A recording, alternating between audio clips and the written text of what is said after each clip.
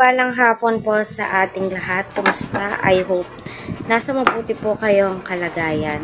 So, marami po akong nababasa dito sa comment section ni Kuya David kasi may bago po siyang upload na napakakitid daw po ng pag-iisip ng iba kasi nililink daw nga po nila itong si Joy at saka itong si Jomar na wala naman daw pong katotohanan ang lahat at tinuldukan na nga po ni Jomar yung issue patungkol nga po doon.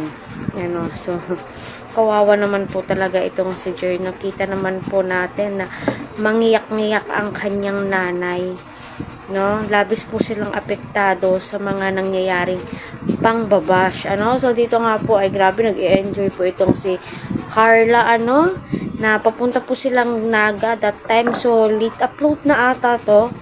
Kasi yung title ni Kuya David noong nasa Naga City, ang Key Boys at ang Key Angels. Siguro ito yung time na pumunta sila sa bahay nila Jomar. Correct me if I'm wrong. So ito po yun. Teka lang, Carla Bes. Napakaganda po ng panahon natin ngayon dito sa Naga City. Subaru? Subaru. Subaru. Sorry po.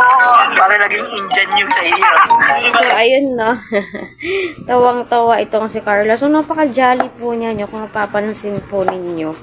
Pinagtatawanan siya kasi mali yung pagbasa niya. So, normal lang po yan. Nung kita po natin kung saan po pumupunta ang K-Boys, andun din po ang K-Angels, nag-e-enjoy, nararanasan po nila yung hindi po nila nararanasan noon na nasa bahay lamang po sila. Kita naman po natin na si Joy at saka si Carla ay magkaibigan po. Wala po yan silang mga ganap na anik-anik. Hindi po yan sila nag-aaway ng kung ano-ano. So, wag po natin sirain. Suportahan lamang po natin sila, 'di ba?